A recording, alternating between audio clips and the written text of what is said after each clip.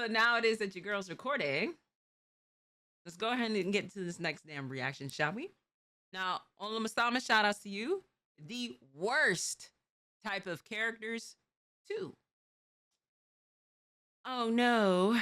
Oh no. So without further ado, let's go ahead. You saw it last night? Oh man. All right. Let's get into this video, y'all.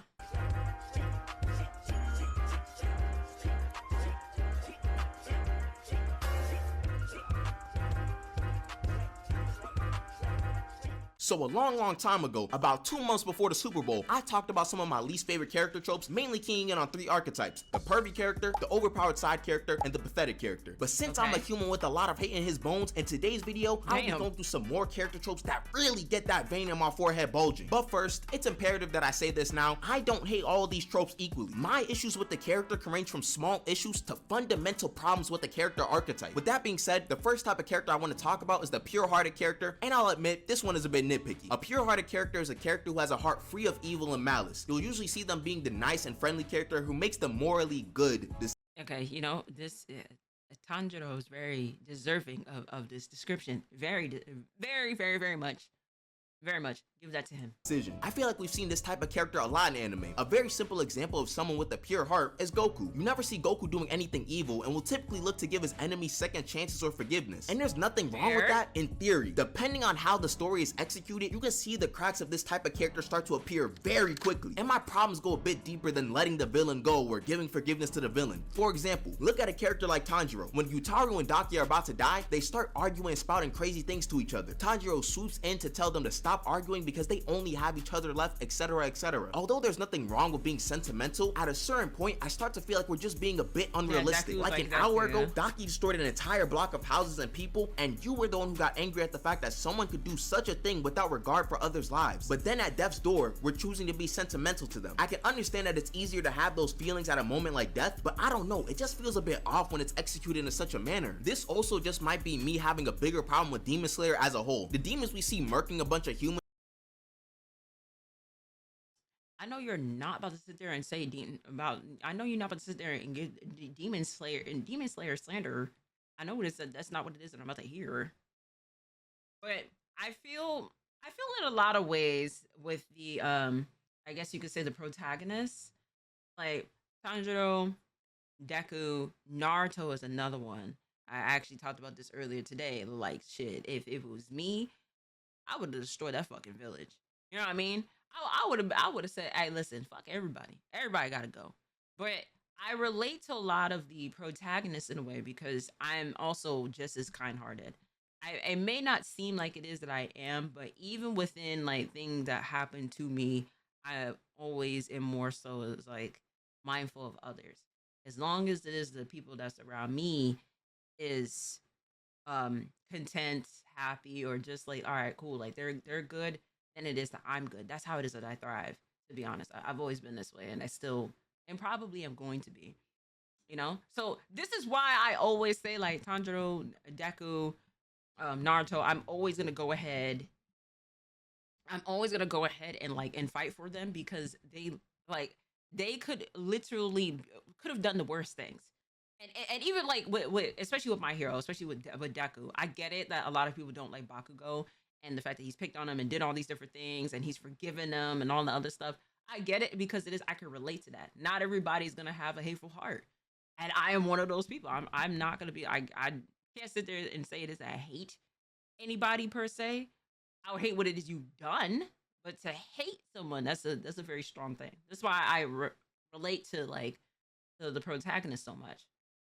Now, it's all about being human. You know what I mean? Humans will probably have some sad backstories, but they just don't feel strong enough to give someone a reason to empathize with. And sometimes my arguments aren't word of the best. Kakashi, the main reason why he should become a villain, I agree. Sometimes I feel like I'm the only person on this earth that doesn't like Deku. That's crazy. So let me say it like this. Let's create some sort of spectrum for why some antagonists are evil. We'll have the villains in Naruto on one side and the villains in JJK as the other side. For Naruto villains, a lot of them have very thought out reasons for why they do what they do and constantly have monologues to their philosophy. Although their logic might be backwards like Madara and Pain, it's very apparent that they are the way they are because of the world that they came from. This makes it easier for someone to attempt to empathize with someone like that despite their actions being so bad. Now let's look at JJK villains. A lot of the antagonists we see doing evil things are either just doing it just to do it, or are fundamentally born from negative emotions, inherently making them evil. Sure, they'll have a monologue about why they do the things they do, but there isn't much reason to empathize with someone like Sukuna because a lot of the things he does are simply self-indulgent. Demons and Demon Slayer feel like they're trying to be more like Naruto villains, but end up coming off as JJK antagonists. Like Daki and Yutaru are definitely not going to be in the good afterlife. So when I see characters trying to be sentimental to villains who are really not worthy of having that sentiment, I kind of scoff at those characters. And this kind of turned into me ranting about Demon Slayer, but the same thing applies to Goku when he tries to let someone like Frieza live to get a second chance. Frieza was literally the definition of pure evil, and Goku definitely recognized that aspect of him. Why on earth is he giving this man energy to live another day? I get what you're saying. I get it. I get it. I get it. I understand it, because it's like, as a nigga like Frieza, why would you give him a second chance? You don't have you heard what it is this nigga has said to other people, what he's done, all that other stuff. He should not get any type of sympathy at all. He should be gone, GG'd, buried.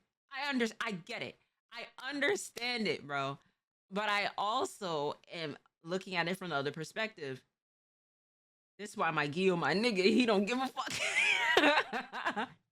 But I get it in a way, because it's like, not everybody is, you need to have different levels of personalities within a show. That's what makes things kind of relatable in a lot of ways.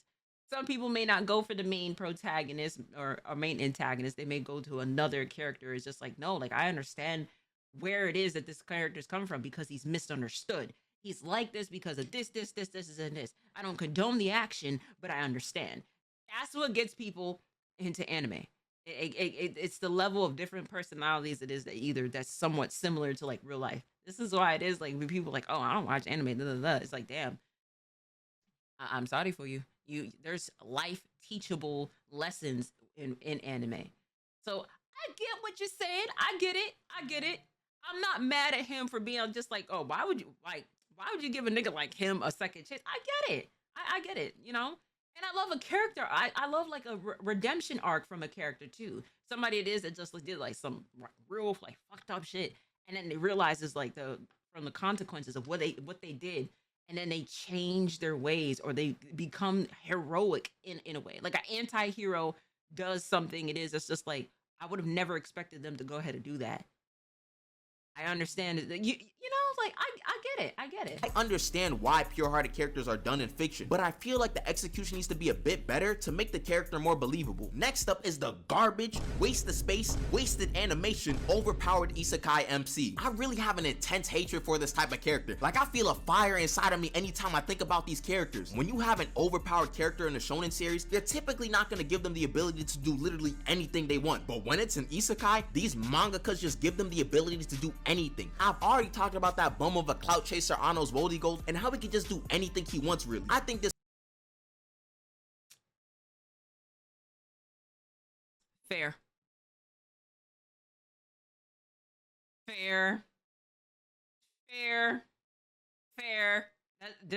This one's fair. I'll give you this one. This comment sums it up perfectly. This man Anos is literally just doing kindergarten play fighting. Every fight he's in, he could just be like, nuh-uh, and just murk you. It was cool the first time, Anos, but you've done the same thing for 2 seasons straight. And I'm just assuming that's what he's done, because I'm not watching that show. Why should I? I know who's gonna win and what's gonna happen. How many times do you have to see to get the point? Why would fair? Understandable. Understandable hatred. Understandable. You watch a battle series where the protagonist is so absurdly broken, it just becomes very uninteresting. There's a reason why being called an isekai MC is an insult. They tried to give my boy Yuta these allegations because it just seemed like he was too strong and it was getting boring. These isekai MCs also just be infesting these anime sites with their series. Look at this one, In Another World with My Smartphone. Like, look at this bit. Ooh, let me calm down. This guy is a god. Not joking, he's a god and can do all sorts of magic and other BS, and he has a smartphone transform and whatever. And that's another thing. They always use the magic route to allow these MCs some BS abilities. Like they'll casually have some time spell that reverses everything, or perhaps an instant death spell that murks someone on contact. Then there'll be some demigod, demon, or demon demigod that makes them even stronger. Are we not exhausted of this yet? I'm really sorry if this is someone's favorite anime. You may have watched it when you were younger, and I'm just slandering it like crazy. I'm also sorry that you haven't found something better than this series. At the very least, from my understanding, the story isn't fully battle focused, so you won't have a caveman plot of the MC just running through everyone. Long story short, all these guys are the same uninspired, bland character that would just be using the debate to say that they can beat Goku. I hate them. Fair. I was thinking about watching that one. It didn't interest me. I seen like a preview of it, and I'm just like, no. Nah, I don't think this was gonna like captivate my interest, you know? Is it okay? I can understand that, Kron. Misfits of the Descent Academy is a good. Really? Okay. Their whole character is basically, I'm a literal god who can do anything I want, whatever. Glaze me. For the next character type, I want to talk about the gifted characters / prodigies. In a vacuum, these types of characters are typically fine. They demonstrate the potential to be really strong and are usually relatively young, making them more relatable to the— This is my guy. This is my guy right here. It's like, and then what got me the most is his backstory. Learning about with him, bro.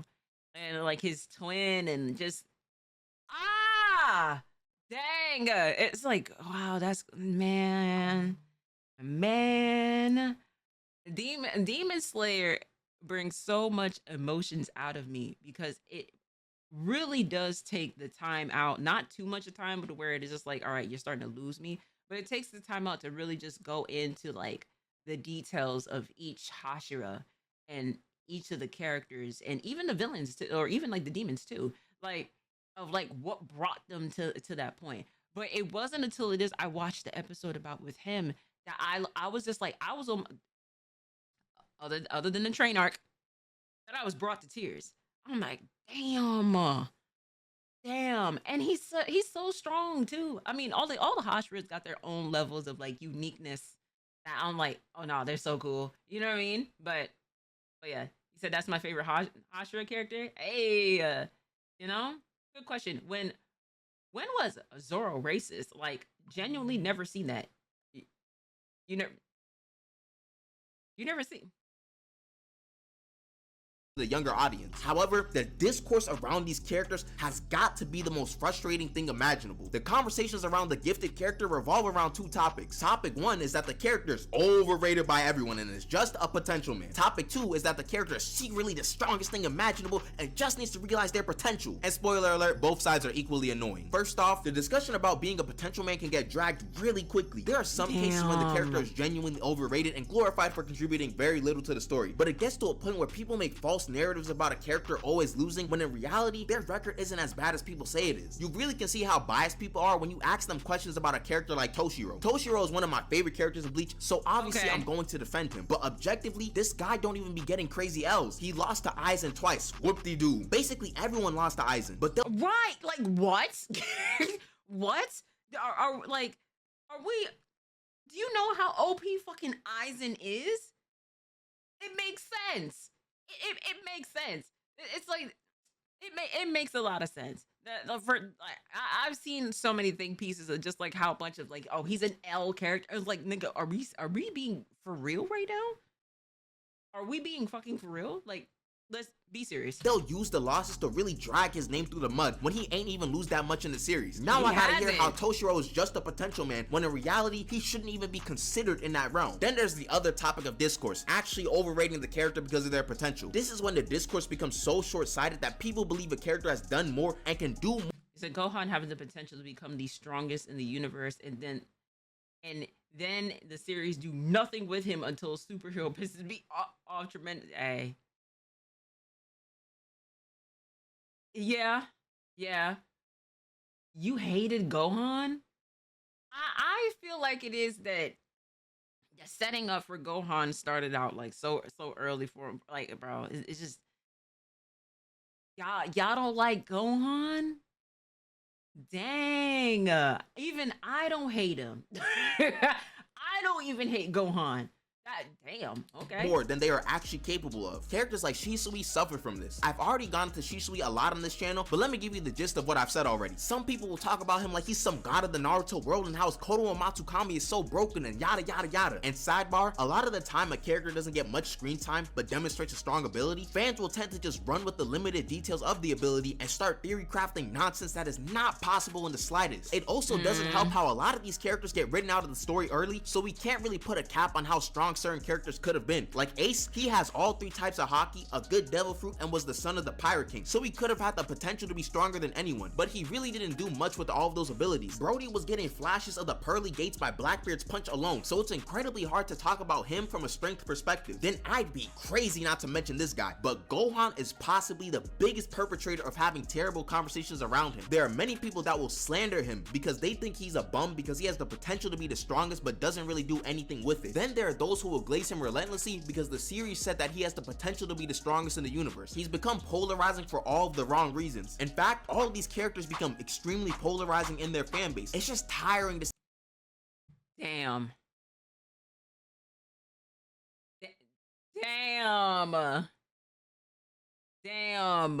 Aha, fudge. see either glaze or hate for a character you enjoy. And before we get into the next type of character, if you're enjoying the video so far and you're new, you might as well subscribe. Anyway, on to the next type of character, which is one I think a lot of people will understand why they're in this video. That is the character who gets Power-crept. These types of characters are typically the most disrespected in a series, well, besides another archetype that I'll get into later. For those who don't know, power creep is a concept of characters in a series becoming stronger as the story progresses. This leaves characters who are not constantly within the main cast left behind in terms of power. These are the types of characters where you gotta separate the strength level from the actual character and just reminisce on the good times. This character archetype always hits different when I look at characters like Enel, Chad up until the 1,000-Year Blood War, Piccolo before the superhero movie, etc. All of these guys were so cool when they were first introduced. Like, Chad was the powerhouse that Ichigo infamously said he couldn't imagine losing. Just off of his initial episodes, I thought Chad would be a big player for the entire series, but then he fought Shinsui and lost. Then he didn't really do much in the Arankar arc. Then he became irrelevant for a bit, and now he's just there. Same thing happened to a majority of the Z fighters in Dragon Ball Super. Shoot, even the Buu saga was really the start of the downfall for a lot of the Z fighters. The Earthlings like Tien, Yamcha, Krillin, and Chaozu got power-crept so fast, and now they're just spectators in most fights. The Tournament of Power was cool, but it doesn't compare to how much of a role these guys played in Dragon Ball. When I was younger, these guys always felt a bit irrelevant post-Saiyan saga because I didn't even know about Dragon Ball. Piccolo might be the most egregious case of being power-crept because he's such a good character in Dragon Ball and throughout most of Dragon Ball Z, and he was getting fairly good treatment up until the Buu saga where he was kind of just there to help out Goten and Trunks. And then Dragon Ball Super, he was just non-existent. Like, seriously, what did he do in Dragon Ball Super before Superhero? I don't care how random the power-up was, but he needed Orange Piccolo so he could actually be relevant again. It physically pains me to see a character like Piccolo be plunged into irrelevance for so long. Then the villains who get power-crept are a different type of pain. Enel was such a massive threat in Skypiea because of his fruit and observation haki, but then he got beat by a Luffy with no gears, so the threat that he once had is no longer there whatsoever. It's a very good thing that Oda does not leave a lot of his villains to dry out on the side of the road, so it's possible that he returns later in the story. I think Oda started to lock in after Crocodile because he started to realize he did his character dirty. Crocodile is one of my favorite One Piece villains because he just feels like the perfect balance of everything. He was one of the first characters to defeat Luffy easily and had some really good moments in Alabasta. Like when the elite guard tried to challenge him with a special water that killed them, he just sat there and let nature take its course. I can't put my finger on it, but I just love this moment so much. But then Luffy beat him, which is fine and all, until you realize how early in the story it is for Luffy to be the character on the caliber of Crocodile. A Logia user who's a warlord gets beat in the first major saga in the series. This was definitely a problem that Oda was smart for amending, because if Crocodile just got written out of the story past this point, then it would have easily been one of the biggest fumbles. And that's probably the best way to summarize a character who gets power-crept: a fumble. They are characters with the actual potential to contribute more to the story, but are not able to keep up with the story's level of power.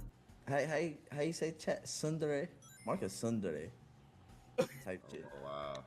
Damn. That's crazy. As you can tell, the next character we're talking about is an anime classic, a tsundere. To make it simple to understand, a tsundere is basically the personification of the Sour Patch commercials where they're sour at first, but then they're sweet. The whole idea can be fine sometimes when it's just the character being a bit embarrassed at times, but it starts to become really annoying when the entire character's personality is just being angry all the time. He said, "You real quiet when he's talking about One Piece, alright?" I mean, because he's not lying. He's not lying. Like, if I put my input in, I'm gonna put my input in. Don't worry about it, I'm gonna say. And then once in a decade, they give. Wait, y'all saying? Wait, I gotta scroll up for this. Y'all hate Sasuke? I mean, I understand with Sakura, but Sasuke is. I feel like Sasuke is an L friend. He's just done some things. It's just like, dang, bro. Like if it boiled down to it, I would not be cool with you. But do I hate him? No, I don't hate him. I don't even hate Sakura. I don't even hate Sakura. I feel a lot of the times like with like we're not including the manga. If we're going based off of just the show, I feel like it is an injustice of like with writers of what they it's a potential thing. It's like you could have made this person to be a lot more OP or just a better individual, but then there was just like not that within their description. So Sasuke gets too much glaze. I feel like there needs to be a balance when it comes down to with Sasuke.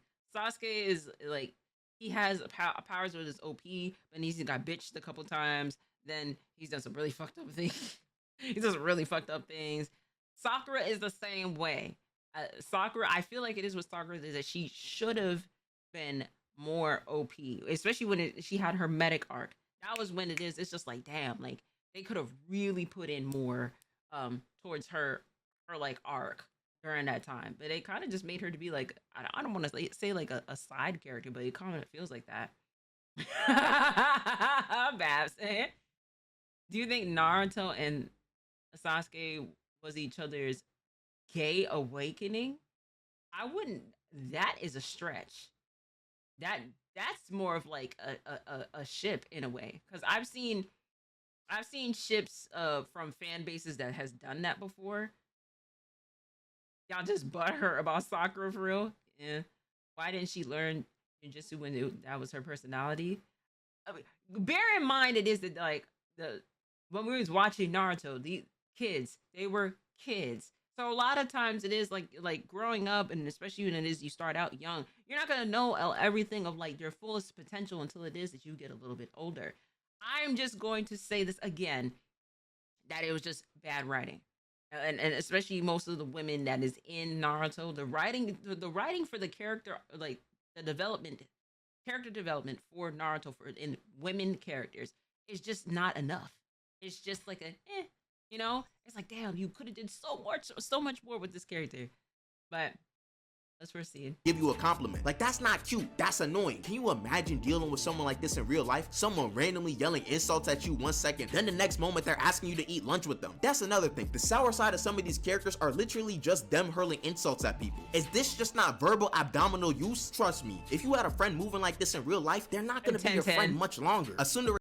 Naruto, Dragon Ball Z, One Piece, they all have like characters that are mainly, you could tell like who the focus was on, and then you have these side characters of like the levels of just potentials, where it's like fuck, you could, if there was just a little bit more writing into this, they would have been OP, There's not who brush off really who. I hate that.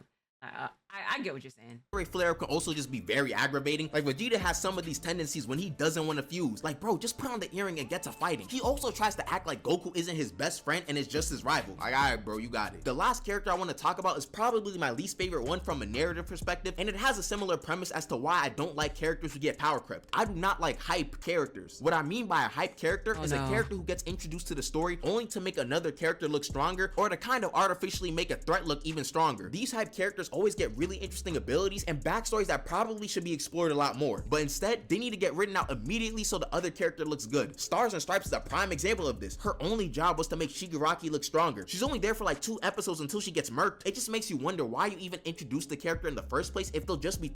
I don't really like, if anybody in the chat or in the comments would love to say this. I hear a lot of slander about with her. Believe it or not, I see a lot of slander on her, a lot, and it almost made me ask the question of just like, Are there people, are my people out there that's just like, hey, listen, like, nah, like, I fuck with her, you know? It's Good. crazy. Stars and Stripes is a prime example of this. Her only job was to make Shigaraki look stronger. She's only there for like 2 episodes until she gets murked. It just makes you wonder why you even introduced the character in the first place if they'll just be thrown away a second later. It just rarely gives me a good viewer experience. I feel like the only time it was done fine was with Mecha Frieza and King Cold, because it introduced Trunks and presented the androids as an even bigger threat. But even then, Mecha Frieza was just useless, and King Cold probably could have been explored more as a character. If you don't give a Fair. solid reason as to why these characters just get folded immediately, then it just feels like a waste of a character to me. Thank you guys so much for watching, and special thanks Fair. if you made it this far. Hope you enjoyed the video, and there are still other types of characters I want to talk about, so let me know if you want another part to this video. And also, since it's close to Thanksgiving for my better than American Captain audience, America. make sure y'all express gratitude to your loved Listen. Now we're just reaching for the stars with that one. ones and those close to you. Honestly, even if you're not American, you should try to think about something you're grateful for. I'm grateful for all you guys who have supported me in any type of way and have followed me on this journey, and hopefully you continue to stick with me, even through some of the bumps. With that being said, have a great day. Peace out. Hey.